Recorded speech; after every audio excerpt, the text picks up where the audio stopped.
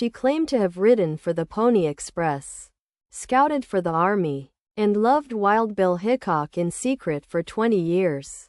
The record confirms almost none of it, but the truth about this woman is somehow sadder and stranger and more heroic than anything she ever invented. Her real name was Martha Jane Canary. She was born in Princeton, Missouri, in 1852, or 1856, depending on which account you trust, which is itself a fitting way to begin a story about a woman whose relationship with verifiable facts was lifelong and complicated. She was the eldest of 6 children. Her mother died on the Trail West in 1866. Her father died in Utah in 1867. She was 14 or 15 years old. She was in a territory she didn't know, with 5 younger siblings, no money, and no kin within reach. She survived. Exactly how is unclear. The record for the next several years is thin, which is to say it's the record of someone who wasn't important enough to be written about yet. She worked where work was available. She drove mule teams and oxen. She cooked for camps and worked in laundries and did whatever the frontier needed doing that paid enough to keep herself and her siblings alive. She was wearing men's clothes by the time she was in her mid-teens. Not as performance, but because the work she was doing was work that men did. And men's clothes were what the work required.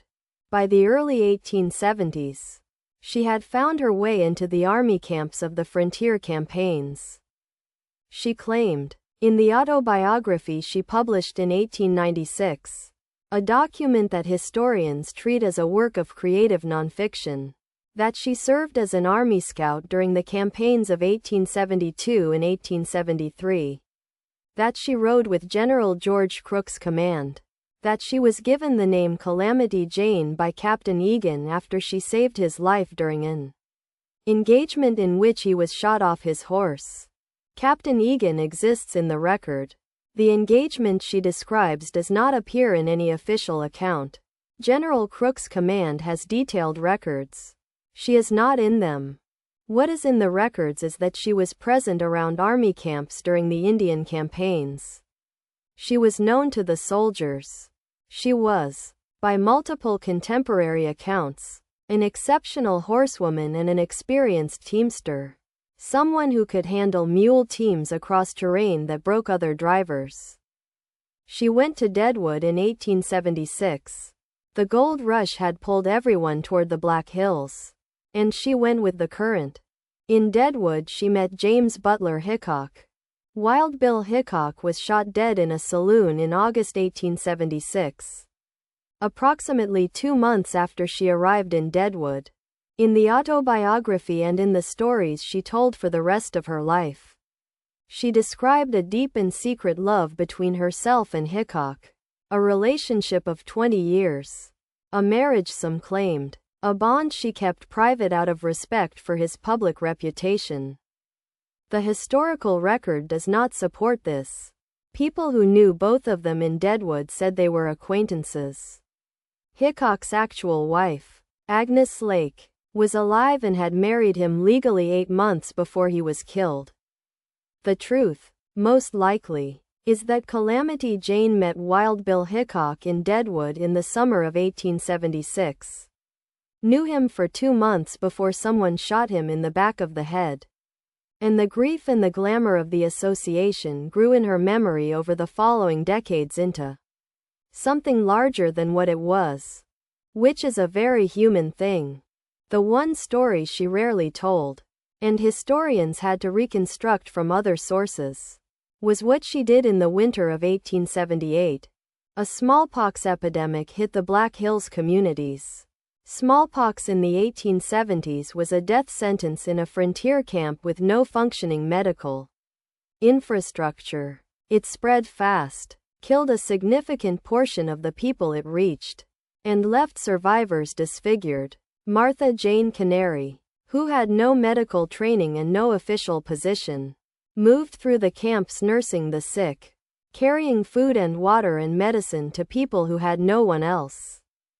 She was not rich. She could not afford the risk she was taking. She did it anyway. The people she nursed remembered it.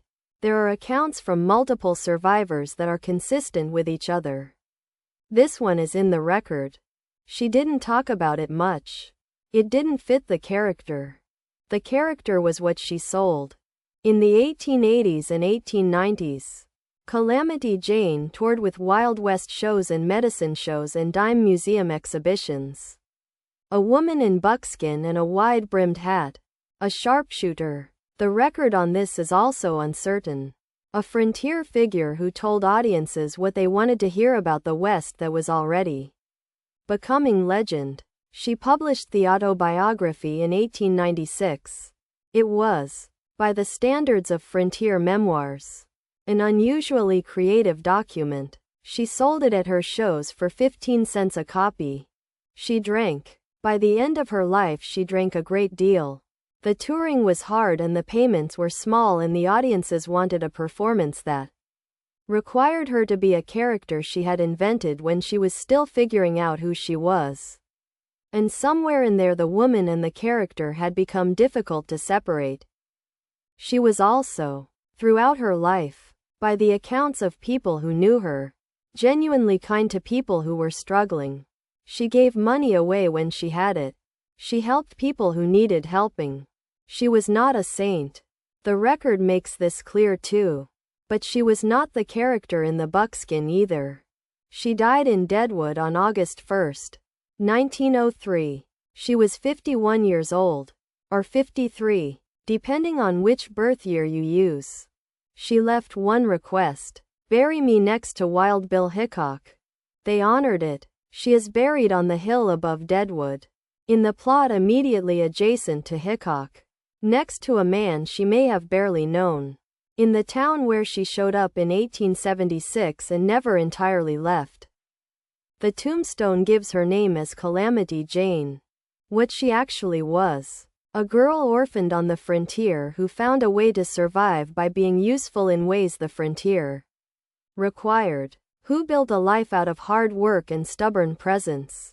Who nursed the sick in a smallpox epidemic without anyone asking her to. And who invented a more dramatic version of herself because the true version didn't fit in any category the world she lived in had ready for her.